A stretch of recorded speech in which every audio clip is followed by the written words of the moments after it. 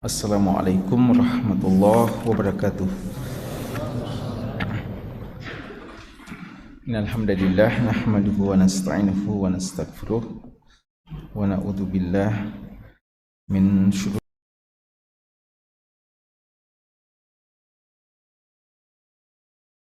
anfusina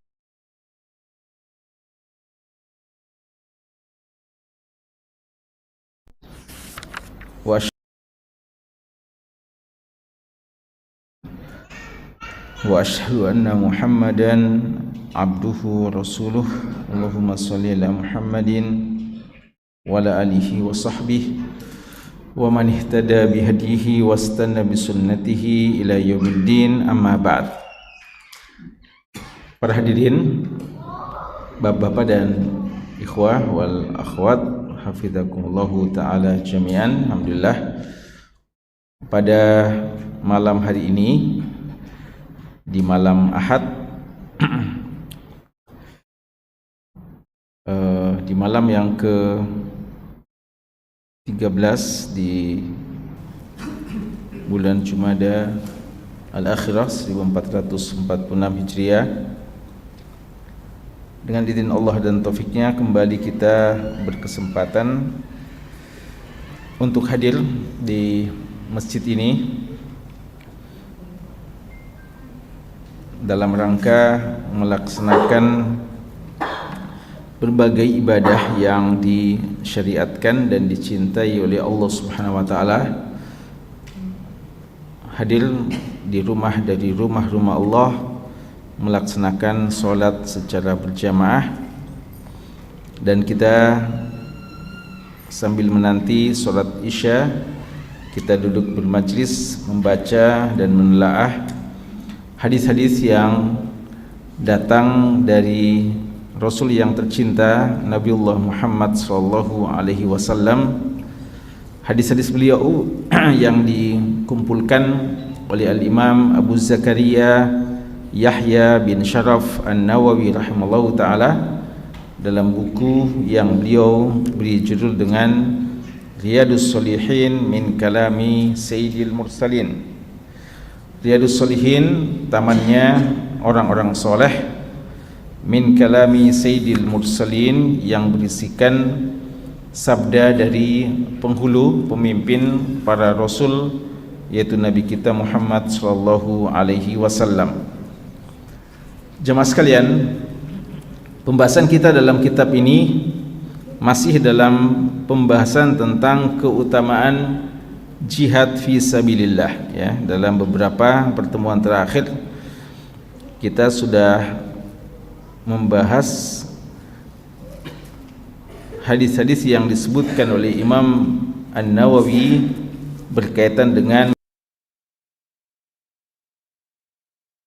disebutkan pada awal pertemuan pembahasan kitab ini, bahwa hadis-hadisnya sangat banyak ya terkait dengan keutamaan jihad itu. Karenanya kita membutuhkan beberapa pertemuan untuk kita membahas khusus tentang hadis-hadis yang berkaitan dengan keutamaan jihad fi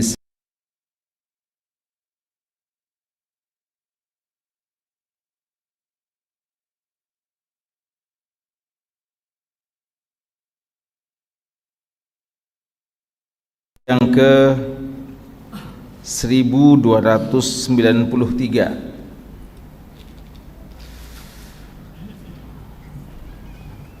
Gitu ya. Siapa yang bisa dicek?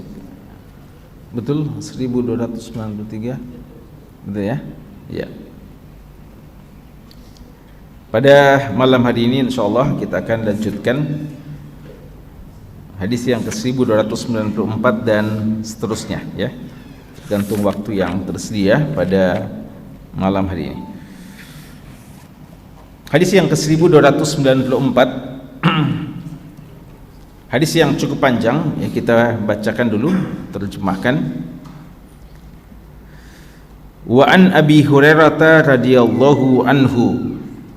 Hadis yang diriwayatkan oleh sahabat Abu Hurairah radhiyallahu anhu, beliau berkata, qala Rasulullah sallallahu alaihi wasallam, Rasulullah sallallahu alaihi wasallam bersabda, tadammanallahu liman kharaja fi sabilih. Allah menjamin bagi seseorang yang keluar dalam rangka fi sabilillah, la yukhrijuhu illa jihadun fi sabili. Dia tidak keluar dari rumahnya, tidak meninggalkan negerinya kecuali karena panggilan jihad fi sabilillah. Wa imanun bi, dan karena beriman kepada Allah. Wa tasdiqun bi rusuli, dan membenarkan para rasul-rasulku. Fahuwa dhamin alayya an udkhilahu al-jannah, maka dia telah memberikan jaminan kepadaku untuk saya masukkan ke dalam surga. Au urji'ahu ila manzilihi alladhi kharaja minhu, atau saya akan kembalikan dia ke rumahnya yang darinya lah dia keluar untuk berjihad. Bima nala min ajrin, dan dia sudah mendapatkan pahalanya. Au ghanimah, atau mendapatkan ghanimah. Walladhi nafsu Muhammadin biyadihi, dan demi yang jiwa Nabi Muhammad berada di tangannya. Ma min kalmin, tidaklah ada satu kalmin, satu luka, yaklamu fi sabilillah, yang mana dia terluka karena berjihad fi sabilillah, illa jaa yaumal qiyamah, kecuali luka itu akan datang di hari kiamat. Kahayatihi yauma kulima, dia akan datang di hari kiamat dalam keadaan lukanya itu sebagaimana keadaan pada saat hari terlukanya. Launuhu launu damin, darahnya launuhu, warnanya, warna lukanya, launu damin, berwarna darah. Apa itu warna darah? Merah, ya. Warihuhu rihu miskin, ya. Tapi rihnya, aromanya adalah rihu miskin, rihu misk, ya. Aroma wangi misk, wangian yang terbaik kualitasnya. Walladhi nafsu Muhammadin biyadihi, dan demi yang jiwa Nabi Muhammad berada di tangannya. Laula an asyqa 'alal muslimin, seandainya aku, kata Nabi SAW, tidak ingin menyulitkan kaum muslimin, ma qa'adtu khilafa sariyah, saya tidak akan duduk meninggalkan sariyah, pasukan yang saya utus. Tagzu fi sabilillah, yang pergi berperang fi sabilillah abadan, selama-lamanya. Walakin, akan tetapi, la ajidu sa'atan fa ahmilahum, kadang saya tidak memiliki keleluasaan yang memungkinkan untuk membawa mereka semuanya. Wala yajiduna sa'ah, dan juga sebagian kadang dari kaum muslimin itu tidak memiliki keluasan, kelapangan untuk pergi berjihad fi sabilillah. Wa yashuqqu alaihim an yatakhallafu anni, dan mereka merasa berat jika mereka harus meninggalkan aku. Artinya, ya nanti akan kita jelaskan, ya. Walladhi nafsu Muhammadin biyadih, dan demi yang jiwa Nabi Muhammad berada di tangannya. Lawaditu, saya sangat ingin, an agzua, lawaditu anni agzu, saya ingin untuk saya pergi berperang. fi sabilillah fa uqtal, lalu saya terbunuh. Summa agzu, kemudian saya pergi lagi. Fa uqtal, kemudian saya terbunuh lagi. Summa agzu, kemudian saya berjihad lagi. Fa uqtal, lalu saya terbunuh. Rawahu Muslim, hadis ini diriwayatkan oleh Imam Muslim. Wa rawal Bukhari ba'dahu, dan Imam Bukhari meriwayatkan sebagian teks hadis yang tadi kita bacakan. Ya. Ini salah satu hadis yang menjelaskan tentang keutamaan orang-orang yang pergi berjihad fi sabilillah. Ada beberapa pelajaran hukum faidah yang kita bisa ambil dari hadis kita ini. Yang pertama, hadis ini menjelaskan tentang jaminan dari Allah Subhanahu wa taala kepada para mujahid fi sabilillah, ya. Jadi hadis ini sebenarnya kalau kita cermati, hadis ini terbagi dua. Sebagiannya hadis qudsi dan sebagiannya hadis nabawi. Ya, jadi kalau kita perhatikan hadis ini, maka sebagiannya hadis qudsi dan sebagiannya hadis nabawi. Nanti saya tanya ya, yang mana hadis qudsi, yang mana hadis nabawi. Bagian pertama dikatakan tadammanallahu liman kharaja fi sabilihi. Ini hadis qudsi atau hadis nabawi? Tadammanallahu liman kharaja fi sabilihi. Qudsi atau nabawi? Nabawi, ya. Bahwa Nabi bersabda, Allah menjamin bagi orang yang keluar fi sabilihi. Dari mana kita tahu bilang nabawi? Karena ada kata apa? Fi sabilihi, domirnya menunjuk kepada Allah, ya. Jadi di jalan Allah, di jalannya maksudnya jalan Allah. Jadi yang memberikan kabar ini adalah Nabi sallallahu alaihi wasallam. Allah jamin, ya, maksudnya Allah menjamin pelindungannya, Allah menjamin pahalanya, Allah menjamin tidak akan menyia-nyiakan usahanya, ya. Dan bukan berarti Allah menjamin dia tidak akan terluka, Allah jamin dia tidak akan terbunuh. Itu tidak dijamin, karena kadang luka sebagai salah satu sebab untuk mendapatkan pahala seperti yang disebutkan dalam hadis ini. Dan kadang seorang harus terbunuh untuk mendapatkan keutamaan syahid fi sabilillah. Yang Allah jamin adalah Allah menjamin untuk tidak menyia-nyiakan mujahadahnya, tidak menyia-nyiakan usahanya, dan akan memberikan pahala yang terbaik baginya. Dan kata-kata fi sabilihi, di jalannya, menunjukkan keutamaan jihad fi sabilillah, karena dia adalah amalan yang selalu dikaitkan dengan jalan Allah, ya, jalan Allah, sabilullah, fi sabilillah. Kata-kata fi sabilillah dalam Al-Quran dan dalam hadis sangat-sangat banyak. Dan ulama kita menjelaskan bahwa fi sabilillah kadang bermakna umum dan kadang bermakna khusus. Apa bermakna umum? Sabilullah, jalan Allah, adalah semua ibadah yang diniatkan mendekatkan diri kepada Allah. Itu semuanya bisa masuk sabilullah. Menuntut ilmu bisa sabilullah, seorang yang membantu saudaranya bisa sabilullah, dan setiap ibadah, setiap takarrub kepada Allah yang diniatkan karena Allah, itu bisa menjadi bagian dari sabilullah, makna umum.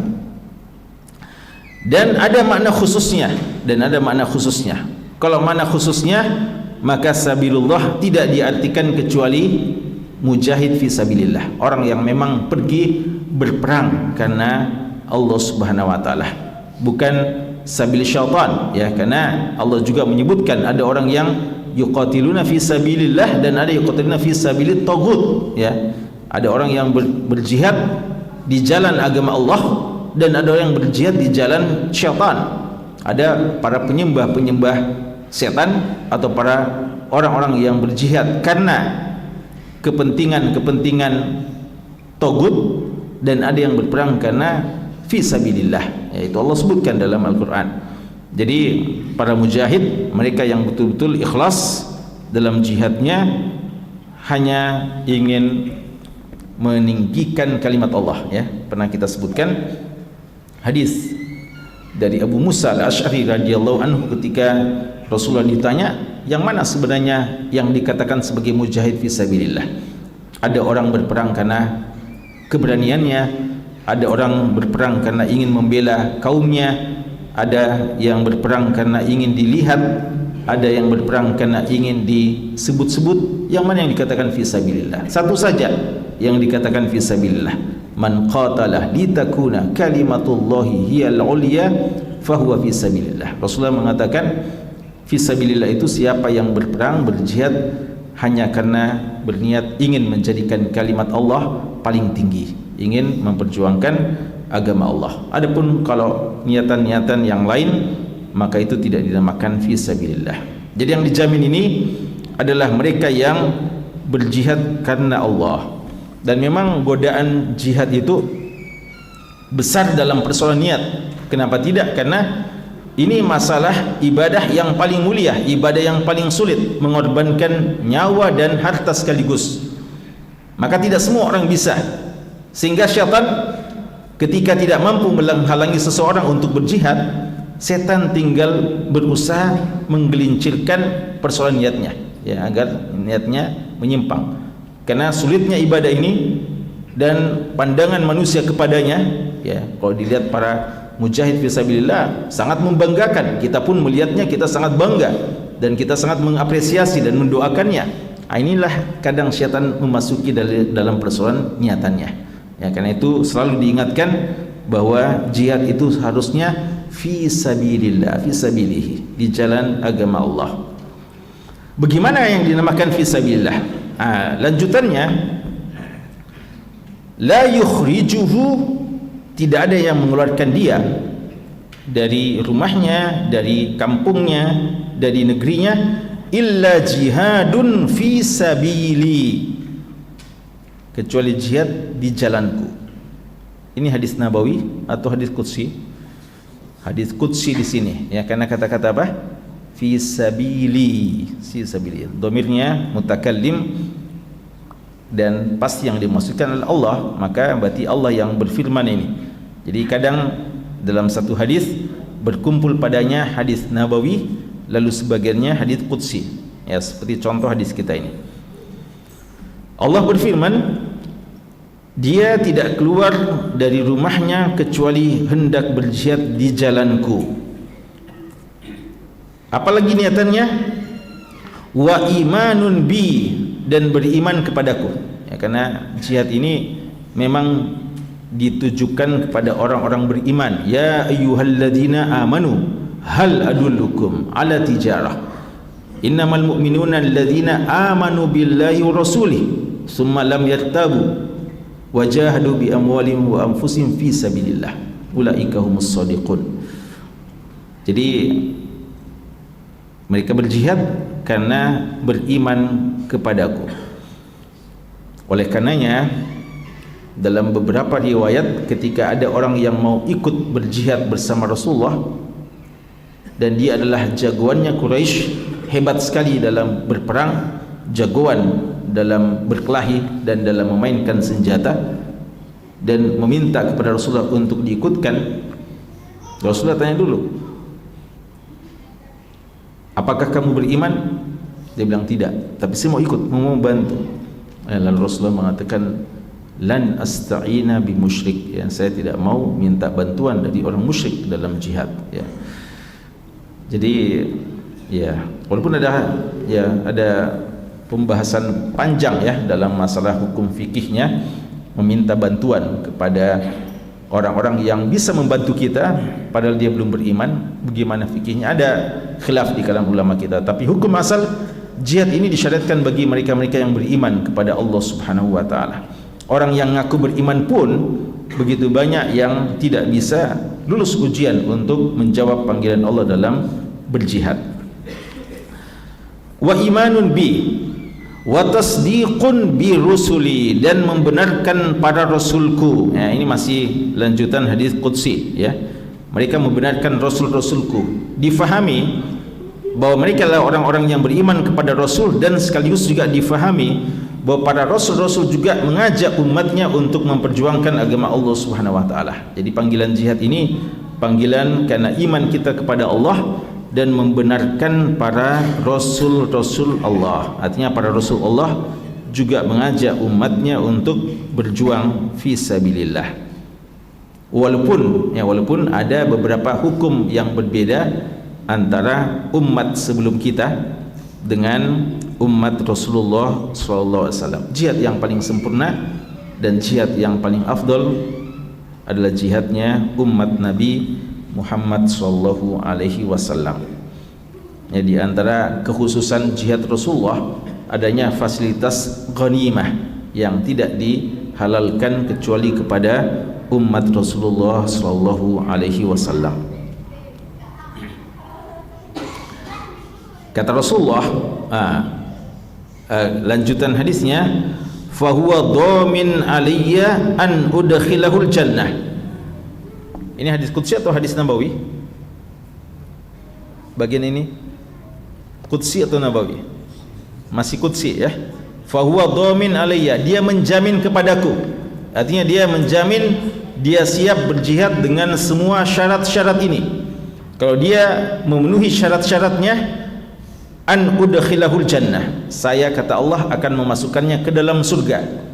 Apa maksudnya memasukkannya ke dalam surga? Ketika dia mati syahid. Ya, di sini jaminan masuk surga ketika dia mencapai syahidnya. An udkhilahu al jannah, maksudnya dia mati syahid. Saya akan jamin memasukkan dia ke dalam surga. Kenapa kita artikan memasukkan dia ke surga ini mati syahid? Karena lafaz sesudahnya ada kata-kata au urji'ahu ila manzili, atau saya kembalikan dia ke rumahnya. Ya, jadi yang tidak dikembalikan ke rumahnya itulah yang mati syahid, itu yang dijamin surga. Kalau belum mati syahid masih pulang ke rumahnya, apakah sia-sia? Tidak sia-sia juga, tapi pahalanya berbeda ya. Jadi kalau yang mati syahid itulah yang dijamin pasti masuk surga selama dia ikhlas dalam perangnya, dalam jihadnya, dan tidak ada sangkutan-sangkutannya ya, karena kadang sangkutan utang piutang menjadi penyebab tertundanya jaminan tersebut. Jaminan kedua bagi yang dipulangkan oleh Allah, an urji'a ila manzilihi, pulang ke rumahnya, yang kharaja minhu, yang dia keluar darinya, bimanala min ajrin au ghanimah.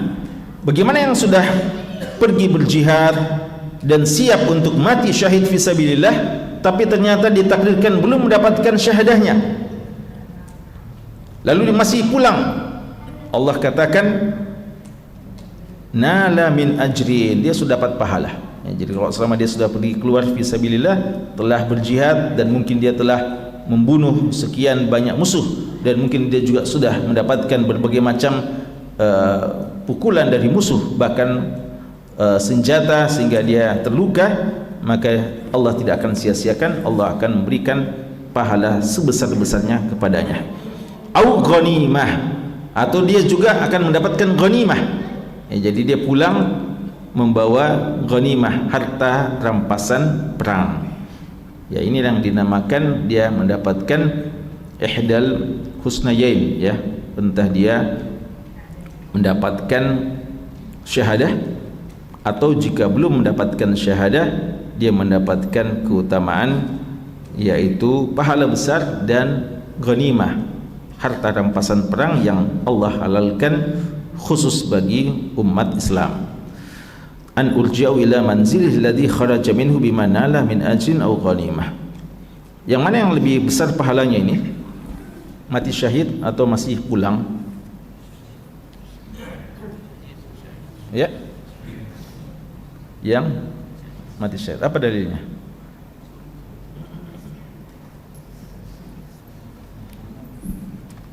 Di antara dalilnya adalah apa? Hadis keutamaan 10 hari pertama bulan Dzulhijjah ya, keutamaan 10 hari pertama bulan Dzulhijjah, di mana dalam hadis tersebut, hadis Bukhari dan juga diriwayatkan oleh Ashabus Sunan, bahwa tidak ada amalan-amalan, ma min ayyamin, tidak ada amalan-amalan yang lebih afdal untuk beramal soleh kecuali 10 hari pertama bulan Dzulhijjah. Lalu para sahabat bertanya, walal jihad fi sabilillah, apakah jihad juga dikalahkan pahalanya oleh orang yang beramal-amal soleh di 10 hari pertama bulan Dzulhijjah selain jihad? Rasulullah bilang, walal jihadu fi sabilillah, biar jihad dikala pahalanya oleh orang yang beramal dengan amalan-amalan yang sederhana tapi dikerjakan di 10 hari pertama bulan Dzulhijjah. Kecuali rajulun kharaja min baiti yukhatiru bimalihi wa nafsihi, dia mempertaruhkan nyawanya dan juga berkorban dengan hartanya, walam yarji minhu bi syai', dan tidak kembali lagi, ya, tidak kembali lagi. Itu yang masih lebih besar pahalanya, itu yang lebih besar pahalanya daripada orang yang beramal dengan sekian banyak amal soleh di 10 hari pertama bulan Dzulhijjah. Artinya kalau pergi berjihad lalu masih pulang, itu dikala pahalanya sama orang-orang yang beramal soleh dengan apa saja amal solehnya, tapi dikerjakan di 10 hari pertama bulan Dzulhijjah.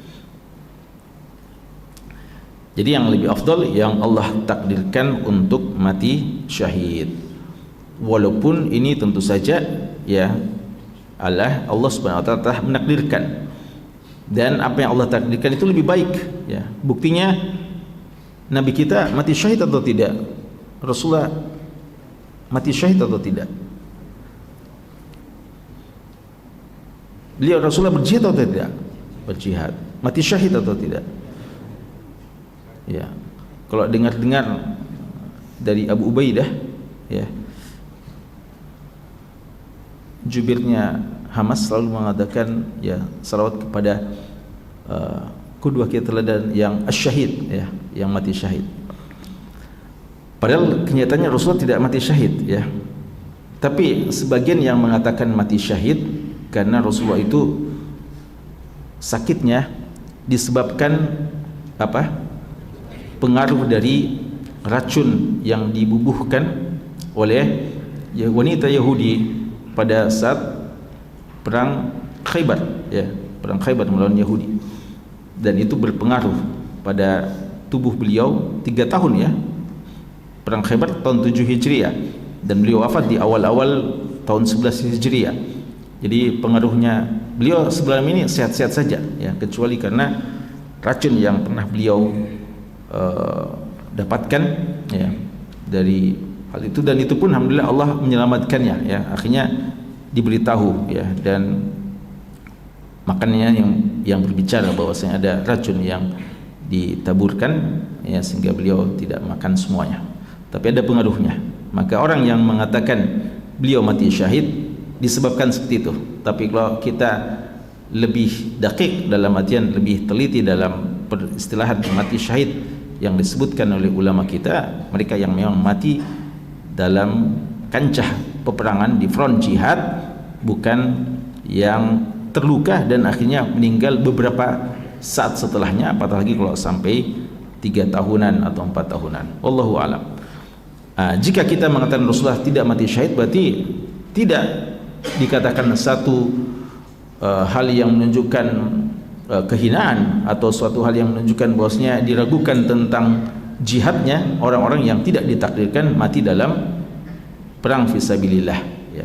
Buktinya Rasulullah sendiri tidak mati syahid di peperangan, tidak juga Abu Bakar, tidak juga Umar, tidak juga Ali, tidak juga Utsman, dan tidak juga seorang Khalid bin Walid radhiyallahu anhu.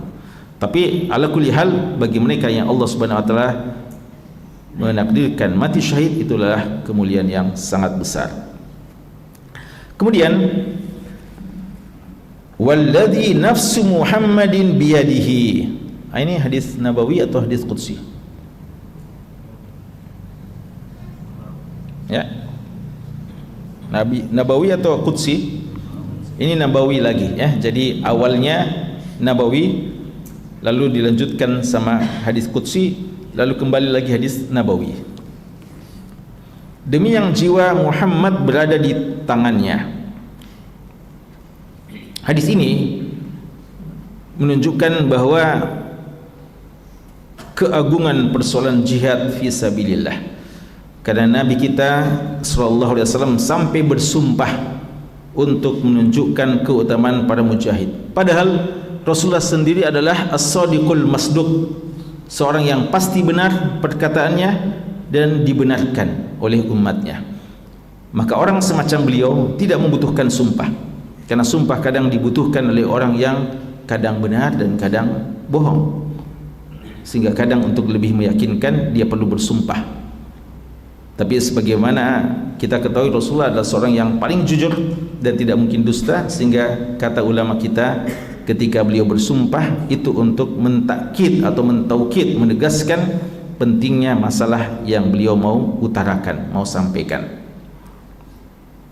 Bahkan dalam hadis ini berapa kali beliau bersumpah? Berapa kali? Sampai 3 kali ya. Ini sumpah pertama yang beliau sebutkan.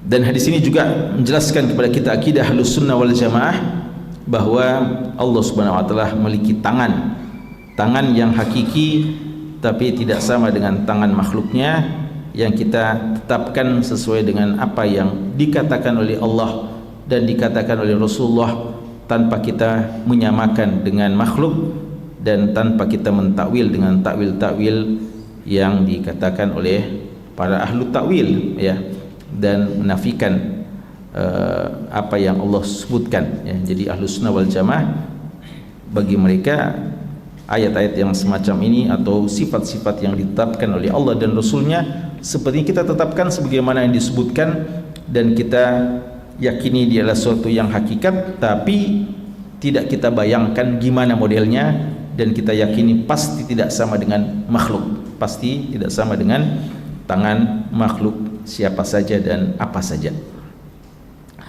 Walladzi nafsu Muhammadin biyadihi.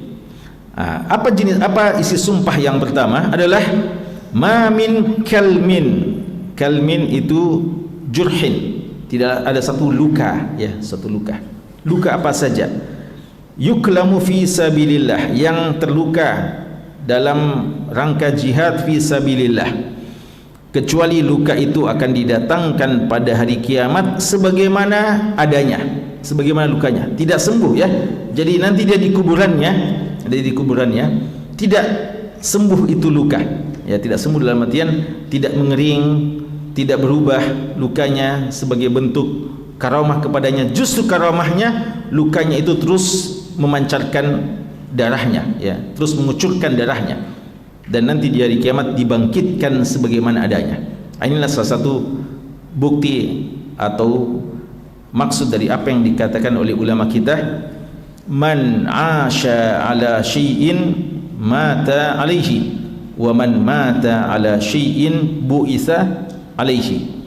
Siapa yang hidup dengan satu model kehidupan, insyaallah matinya juga seperti itu. Dan siapa yang mati dengan salah satu model mati, dia juga akan dibangkitkan dalam keadaan seperti itu. Seorang yang hidupnya selalu membaca Al-Quran, boleh jadi dia nanti mati dalam keadaan membaca Al-Quran. Seorang yang hidupnya selalu membaca kebaikan-kebaikan atau membaca hadis, boleh jadi dia mati dalam keadaan membaca hadis, seperti yang terjadi pada Abu Zur'ah Ar-Razi, seorang alim besar dalam bidang hadis. Siapa yang hidupnya selalu dengan hal-hal hiburan-hiburan yang mungkin diharamkan, mungkin matinya juga seperti itu ya. Makanya sebagaimana kata Ibnu Qayyim rahimallahu taala, ada orang ketika menjelang kematiannya mau dibacakan mengaji, dia bilang jangan, apa itu, saya tidak tenang ya, panggil tukang nyanyi-nyanyi saya ya, yang biasa, yang selalu menghibur dia, menghibur menurut versinya ya, sehingga dibacakan itu, dinyanyikan lagunya, baru dia tenang, mati dalam keadaan seperti itu ya. Atau ada yang ditawarkan minum zam-zam, mungkin karena dia sakit ya, diharapkan dia sembuh, dikasih minum, tapi dia bilang saya tidak mau, saya mau khamar ya. Lalu dia mati dalam keadaan seperti itu ya. Seseorang akan mati sesuai dengan kebiasaan hidupnya. Dan bagaimana kita dibangkitkan sesuai dengan model mati kita, ya. Makanya dalam hadis juga dikatakan orang yang matinya bunuh diri, waliyadzubillah, matinya bunuh diri, nanti dibangkitkan dan diazab juga dalam keadaan bunuh diri, sebagaimana model ketika dia mati bunuh diri. Orang yang mati bunuh diri, dalam hadis Bukhari disebutkan, orang yang mati bunuh diri dengan cara dengan cara membuang dirinya dari gedung yang tinggi atau dari tempat yang tinggi, kelak di neraka jahanam dia akan berada di bukit atau di gunung yang tinggi di jahanam, dan dia melempar dirinya, ya, membuang dirinya, mati, lalu hidup lagi, naik lagi, membuang dirinya lagi, terus begitu dia, ya, siksanya. Siapa yang membunuh dirinya dengan menusuk dengan senjata tajam, nanti di jahanam dia juga kerjanya bunuh diri terus, ya. Dan siapa yang bunuh diri dengan cara minum racun, maka dia juga disiksa dengan cara yang seperti itu, ya. Jadi man mata la syai' bu'itsa alaihi. Dan barang siapa yang meninggal dunia dalam keadaan berihram, sedang mengatakan labbaik Allahumma labbaik, lalu ditakdirkan mati pada saat itu belum tahallul, maka kalau dia meninggal dunia dilarang dikafani tutup kepalanya karena dia masih dalam keadaan ihram, dan nanti di hari kiamat dia akan dibangkitkan dalam keadaan bertalbiyah, ya. Itu orang yang meninggal dunia dalam satu keadaan mulia dibangkitkan juga seperti itu. Dan sebaliknya, al jaza'u min jinsil amal. Para mujahid yang berdarah-darah karena memperjuangkan agama Allah Subhanahu wa taala, kelak dibangkitkan dalam keadaan darahnya masih mengucur, ya. Mungkin sebagian tetesan-tetesan darah, mungkin sebagian mengucur deras darahnya, kelihatan, dan darahnya segar, masih segar kelihatan darahnya, dan darah yang tabiatnya berbau amis itu tidak terasa pada para mujahid fisabilillah. Jadi darahnya darah yang segar, merah darah, tapi baunya adalah bau aroma wangi kasturi yang terbaik, ya, misk, pemuliaan kepada mereka itu. Launuhu launud dam wa rihuhu rihu miskin, rihu misk, ya. Lalu sumpah berikutnya, walladzi nafsu Muhammadin biyadihi, sumpah kedua, laula an asyqa 'alal muslimin, seandainya saya tidak memberatkan kepada kaum muslimin, maka saya tidak pernah absen dalam jihad fisabilillah. Rasulullah kadang berjihad dan beliau ikut langsung memimpin, itu namanya ghazwah, dan kadang beliau tidak ikut, itu yang dinamakan sariyah. Beliau utus saja beberapa sahabatnya untuk memimpin, entah sebagai muqaddimah sebelum ghazwah atau memang untuk satu tugas yang dianggap kecil, ya, menghadapi pasukan musuh yang dianggap tidak terlalu besar. Dan sariyah itu kisarannya paling banyak 400-an, itu dinamakan sariyah, ya. Kalau sudah lebih dari itu, maka itu yang dinamakan dengan ghazwah. Kenapa Rasulullah kadang tidak ikut jihad? Bukankah beliau sebutkan keutamaan jihad? Kenapa beliau kadang absen dalam jihad? Beliau bilang, seandainya bukan karena mempertimbangkan jika beliau terus berjihad, beliau tidak pernah berabsen dalam jihad, itu akan memberatkan umatnya, maka tentu beliau akan selalu berjihad. Kenapa? Karena ketika beliau memerintahkan sesuatu dan tidak pernah meninggalkan sesuatu itu, maka minimal hukumnya apa? Kalau beliau memerintahkan terhadap sesuatu dan beliau tidak pernah meninggalkan sesuatu yang beliau perintahkan, itu minimal hukumnya sunnah muakkadah, ya. Tidak harus wajib, karena ada juga karena beliau kalau sudah mengerjakan satu sunnah yang beliau tekankan, beliau perintahkan dan beliau selalu menjaganya, ya. Jadi beliau tidak mau untuk selalu, karena kapan beliau selalu pergi berjihad, berarti semua kaum muslimin seyogyanya seharusnya mencontohi beliau, dan beliau tahu itu berat bagi umatnya, ya. Jadi ini menunjukkan bahwasanya kadang beliau meninggalkan sesuatu yang beliau suka kerjakan demi meringankan bagi umatnya. Makanya beliau mengatakan apa? Laula an asyqa ala ummati la amartuhum bisiwaki 'inda kulli salatin, dalam sebagian riwayat 'inda kulli wudu. seandainya saya tidak memberatkan bagi umatku, saya mau suruh mereka untuk bersiwak setiap mau sholat atau setiap mau wudu, ya. Tapi beliau khawatir akan berat, ya, sehingga beliau anjurkan tapi tidak sampai memerintahkan. Karena kapan beliau perintahkan, maka minimal dia adalah sunnah muakkad atau bahkan mungkin wajib, ya, dia jadi wajib. Beliau pernah melaksanakan sholat tarawih 3 hari berturut-turut diikuti oleh para sahabat, dan para sahabat sangat antusias, saling panggil-panggil, ya, saling panggil memanggil dengan sahabat yang lain, mengabarkan bahwasanya Rasulullah bangun lagi, ayo kita ikut di belakangnya. Di hari keempatnya ditunggu-tunggu, beliau tidak kunjung keluar dari rumahnya. Lalu besok harinya beliau bilang, saya tahu apa yang kalian ingin lakukan semalam, dan bukan berarti saya tidak bangun, tapi saya tidak mau melaksanakannya karena khawatir akan menyusahkan kalian, ya. Allah akan mewajibkan dan akan menjadi susah bagi kalian. Beliau tinggalkan itu untuk meringankan pada umatnya.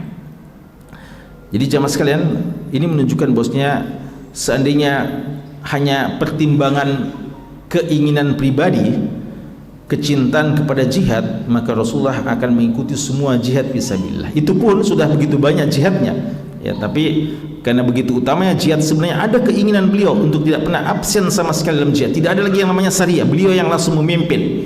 Tapi karena pertimbangan-pertimbangan seperti itu, maka beliau tinggalkan, ya, demi meringankan bagi umatnya dan agar jihad itu tidak sampai kepada wajib aini dalam setiap keadaan.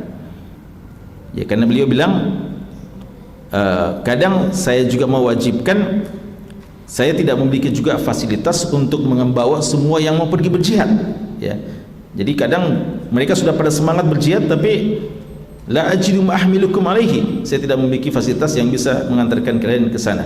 Atau sebagian umatku sudah punya semangat untuk itu, tapi la yajiduna sa'atan, mereka juga tidak punya fasilitas, ya, untuk itu, ya. Karena jihad ini sekali lagi bukan kesiapan, bukan cuma kesiapan mempertaruhkan nyawa, tapi juga kesiapan dengan finansial kita, harta yang dengannya kita bisa pergi langsung ke medan jihad tersebut. Wa yashukku alaihim an yatakhallafu, dan kalau sudah Rasulullah pergi, maka tentu sahabat merasa tidak enak Rasulullah selalu pergi, kita di rumah saja, ya. Para sahabat merasa tidak enak dan mungkin akan merasa berdosa. Oleh karena itu, demi tidak memberatkan sahabatnya, umatnya, beliau kadang meninggalkannya karena pertimbangan-pertimbangan tersebut. Yang terakhir, kata beliau bersumpah lagi, walladzi nafsu Muhammadin biyadihi, demi yang jiwa Nabi Muhammad berada di tangannya, saya ingin berjihad fisabilillah dan mati terbunuh, mati syahid maksudnya, kemudian dihidupkan lagi, pergi lagi berjihad, tidak kapok, ya, tidak jerah, bahkan saya mau lagi dihidupkan sekadar untuk, ya, sekadar untuk bisa lagi jihad dan bisa lagi mati syahid. Dan sampai 3 kali disebutkan, ya, sampai 3 kali. Dalam sebagian riwayat bahkan sampai 10 kali, ya.